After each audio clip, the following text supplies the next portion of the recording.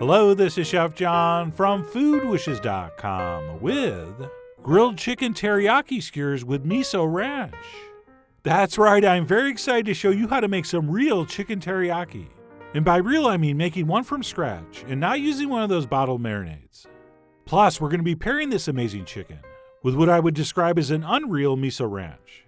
And while both these components were so good they could have been their own video, paired together, they created one of the most delicious things I've had in a long time. So with that, let's go ahead and get started by soaking some pointy bamboo sticks in water, which will help prevent them from burning when we put them on the grill. Sort of. I mean, they still burn, but just not quite as bad.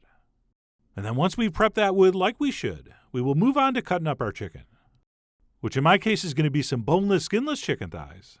And we're going to try to cut these into some fairly equal-sized chunks, which can be a little bit of a challenge, since quite often these are going to vary in size. But my basic strategy here is to cut off that smaller, flatter side to make one piece. And then we can go ahead and cut that other fatter side in half to make two more pieces. And we can use the same strategy for the bigger pieces as well. Except on the larger thighs, we might get 4 chunks instead of 3. And if you happen to see any cartilage or connective tissue, you can go ahead and trim that off. But we don't really need to or even want to trim off any of that white fat. That's going to add flavor. But anyway, I went ahead and cut up 2 pounds of chicken thighs as shown, at which point we can go ahead and add the rest of our teriyaki ingredients, beginning with a whole bunch of soy sauce. And don't use low sodium for this. Right, we need the sodium. And then to that, we're also going to add some sake, which as you know is rice wine, as well as something called mirin, which is also a rice wine, but much, much sweeter. And then to all that, we will add some finely grated ginger, as well as some finely minced green onions. And then we'll finish up with some brown sugar and a little splash of vegetable oil. And believe it or not, that's it. And then we'll go ahead and get in there with a couple clean hands, and we'll mix this until our brown sugar has dissolved. And every single nook and cranny in that chicken has had some of this marinade massaged into it. All right, so get in there and get in there deep. And besides having like a dozen less ingredients than the sauce from the store, you'll notice this stuff is significantly thinner and way less sweet. Right, the bottled stuff tends to be just a thick, soy-flavored sugar syrup, which in my opinion doesn't even get you close to what you're going to experience eating this. And then what we're going to do once that's all mixed is go ahead and cover it and refrigerate it anywhere between 2 and 6 hours. And sure, you can go overnight if you want, but it's been my experience that about 4 hours is perfect. So I'm going to go ahead and pop that in the fridge, at which point we can move on to our amazing miso ranch dressing that we'll be using as our dipping sauce. And that's going to start with some real mayonnaise and not that reduced fat stuff. Okay, we're going to need that fat. And then to our mayonnaise, we will add some sour cream or yogurt or creme fraiche if you're fancy, as well as a nice splash of buttermilk, which is of course one of the signature flavors in ranch dressing. And then finally, the star of the show, a nice big spoon of miso, which is a type of fermented soybean paste. And long story short, that makes everything it's in taste better, especially a creamy dipping sauce dressing for chicken like this. And by the way, that's easy to find, and I'll talk a little bit more about that on the blog. But anyway, let's continue on with some finely minced green onion, as well as 1 clove of crushed garlic. And then it's time for our freshly chopped herbs, which will include some tarragon, some dill, and some chive. And then we'll finish up by seasoning with some freshly ground black pepper and a few shakes of cayenne. And normally we would also toss in a pinch of salt, but since our miso is kind of salty, we might not need that. And that's it. We will simply take a whisk and mix this until thoroughly combined, at which point, other than tasting for seasoning, our miso ranch is done. And what we've created here is a miso-enhanced ranch dressing, but made with all fresh ingredients. All right, classically, this dressing is made with powdered onion and garlic and dried herbs, mostly to increase the shelf life. But here we're going with all fresh ingredients, and the results are going to be tremendous. So we'll go ahead and mix that up and give it a taste. And I'm happy to report mine was perfect and didn't need anything, which is why I'm just going to transfer it into the fridge until I'm ready to use it. And then assuming it's marinated long enough, we can move on to the poultry poking portion of this program. And if you're using similarly sized skewers, or skewers as someone that speaks English might call them, I like to place 3 pieces on each.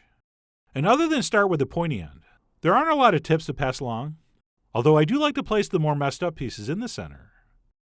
And of course, I'm obligated to mention, if you want to use chicken breast for this instead of thighs, go ahead.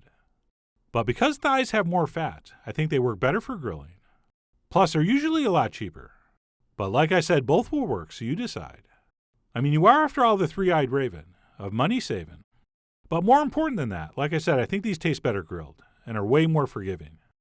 And by the way, as you finish this, you should have a decent amount of marinade left in the bowl, which you are not going to throw away. You're actually going to strain it into a saucepan and bring it to a boil so that it's safe to use as a glaze later. Although as I'm watching this, because of the way the chicken juices are going to coagulate, maybe boiling it and then straining it's a better idea. But anyway, the main point is not to throw this away, and make sure you boil it before you put it on your cooked chicken. So that's what I did. And then, assuming our coals are nice and hot, we can grab some tongs and head out to the grill, where we will cook this over some hopefully real natural charcoal. And as usual, we always want to wait for our coals to burn down and get nice and ashy. Alright, contrary to what you see in fast food commercials, cooking over flames is never a good idea. So hopefully your coals look something like this. And as usual, times are kind of hard to give for something like this, but I usually go about 4 to 5 minutes per side, or until just cooked through. And if you want, a couple times during the cooking process, we can go ahead and baste these with some of our reserve marinade. And above and beyond time, as far as judging doneness, it's kind of hard to get an accurate thermometer reading with these. So basically what we're looking for is the meat going from sort of soft and mushy to where it firms up and springs back to the touch. And that is generally the indication you're done. And by the way, the teriyaki gods will punish you for overcooking this. And if you cook it too long, the meat will actually start falling apart on the grill. So that's also something to be aware of. But anyway, you'll figure it out.